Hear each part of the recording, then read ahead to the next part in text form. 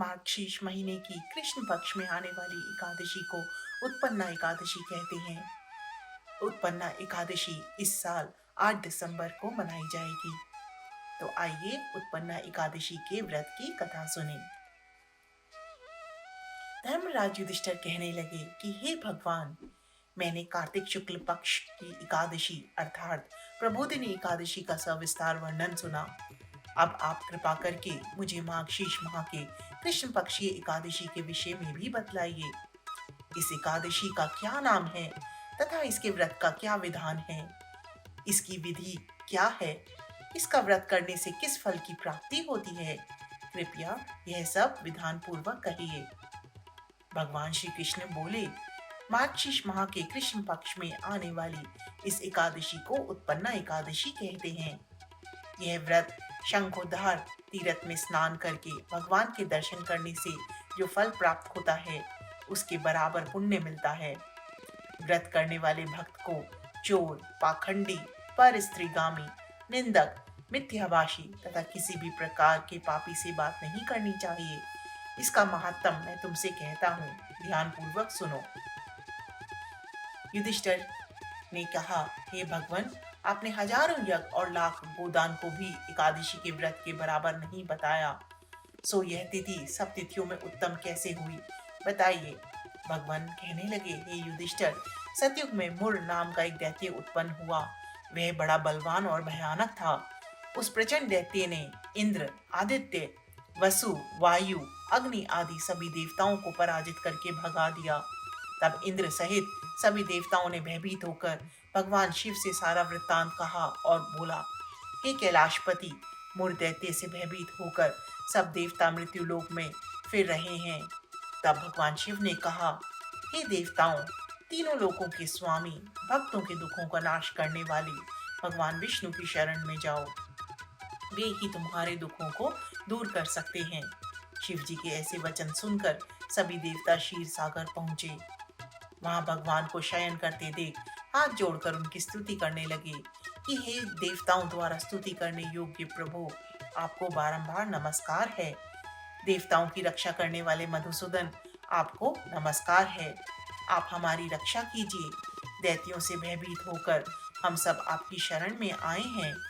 आप इस संसार के कर्ता, माता पिता, उत्पत्ति और पालन करता, संहार करने वाले हैं। सबको शांति प्रदान करने वाले हैं। आकाश और पाताल भी आप ही हैं। सबके पितामह हैं। ब्रह्म, सूर्य, चंद्र, अग्नि, सामग्री, होम, आहुति, मंत्र, तंत्र, जप, यजमान, यज्ञ, कर्म, कर्ता, भोक्ता भी आप ही हैं। आप सर्वव्यापक हैं। आपके सिवा तीनों लोकों में चर तथा अचर कुछ भी नहीं है। हे भगवान, दैत्यों ने हमें को जीतकर स्वर्ग से भ्रष्ट कर दिया है और हम सब देवता इधर उधर भागे फिर रहे हैं। आप उन दैत्यों से हम सबकी रक्षा करें। इंद्र के ऐसे वचन सुनकर भगवान विष्णु कहने लगे कि हे इंद्र, ऐसा मायावी दैत्य कौन है जिसने सब देवताओं को जीत लिया? उसका क्या नाम है? उसमें इतना बल है? किसके आश्रय में है तथा उसका स्थान कहाँ है? यह सब मुझसे कहो। भगवान के ऐसे वचन सुनकर इंद्र बोले, भगवान, प्राचीन समय में एक नाड़ीजंग नामक राक्षस था। उसके महापराक्रमी और लोक विख्यात मुर नाम का एक पुत्र हुआ। उसकी चंद्रवती नाम की नगरी है। उसी ने सब देवताओं को स्वर्ग से निकालकर वहां अपना अधिकार जमा लिया है। उसने इंद्र, अग्नि, वरुण, यम, वायु, ईश, चंद्रमा, नैत्र आदि सबके स्थान पर अधिकार कर लिया है। सूर्य बनकर स्वयं ही प्रकाश करता है, स्वयं ही मेघ बन बैठा है और सबसे अजय है।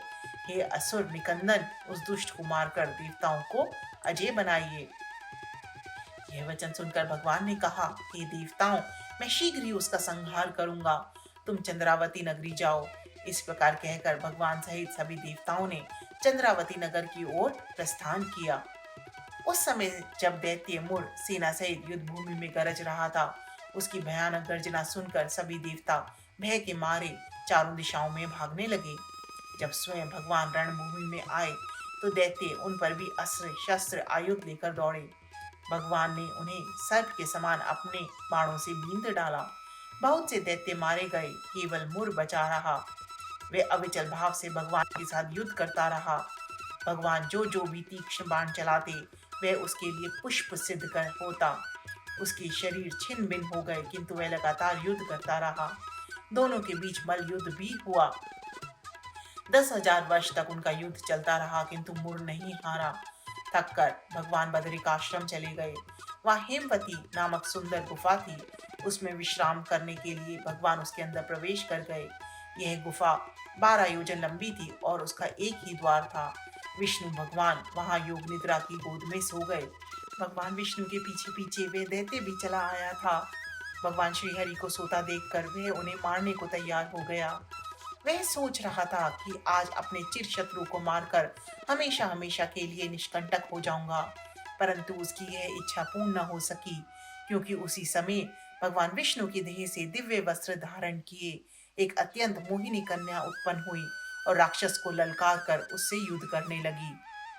उस कन्या को देखकर राक्षस को घोर आश्चर्य हुआ और वह सोचने लगा कि ऐसी दिव्य कन्या कहाँ से उत्पन्न हुई, और फिर वह असुर उस कन्या से लगातार युद्ध करता रहा।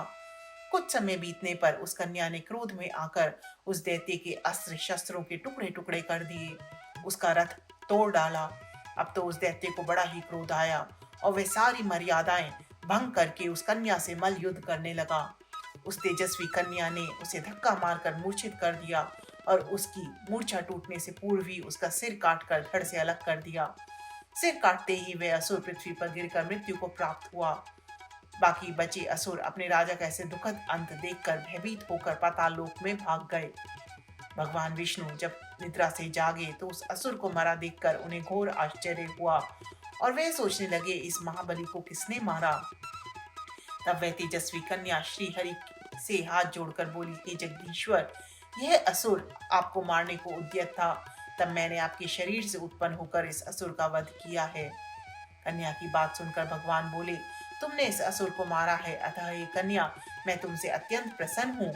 इसे मारकर तुमने तीनों लोकों के देवताओं के कष्टों को हरा है, इसलिए तुम अपनी इच्छा अनुसार वरदान मांगो, मैं तुम्हारी प्रत्येक इच्छा को पूर्ण करूंगा। भगवान की बात सुनकर कन्या बोली, हे प्रभु, मुझे यह वरदान दीजिए कि जो भी मनुष्य या देव मेरा व्रत करे उसके सभी पाप नष्ट हो जाएं और अंत में उसे स्वर्ग लोक की प्राप्ति हो।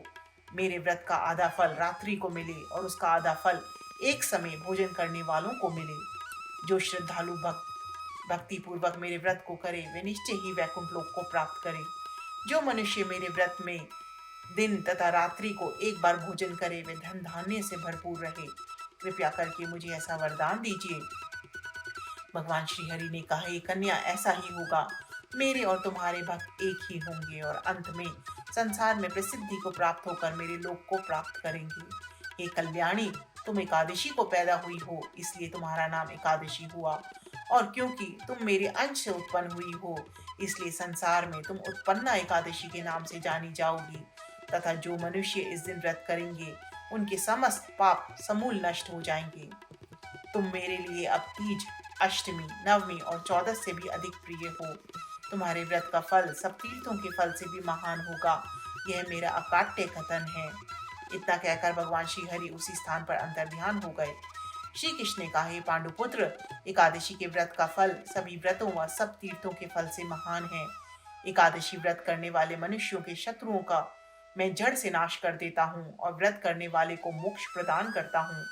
उन मनुष्य के जीवन के जो भी कष्ट होते हैं मैं उन्हें भी दूर कर देता हूँ। अर्थात मुझे अत्यंत प्रिय एकादशी के व्रत को करने वाला प्राणी सभी ओर से निर्भय और सुखी होकर अंत में मोक्ष को प्राप्त होता है।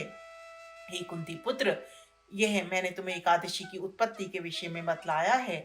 एकादशी व्रत सभी पापों को नष्ट करने वाला और सिद्धि प्रदान करने वाला है। श्रेष्ठ मनुष्यों के दोनों पक्षों की एकादशी को समान समझना चाहिए, उनमें भेदभाव नहीं करना चाहिए। जो मनुष्य एकादशी महात्म का श्रवण व पठन करेंगे उन्हें अश्वमेध यज्ञ के समान फल प्राप्त होगा, यह मेरा अकाट्य वचन है।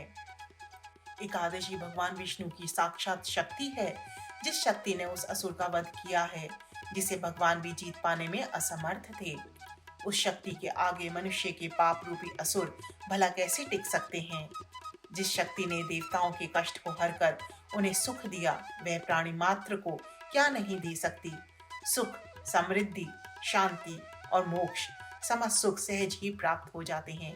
तो आइए हम सब मिलकर उत्पन्ना एकादशी पर व्रत करें, भगवान का चिंतन करें और इस कथा को ध्यानपूर्वक सुनें।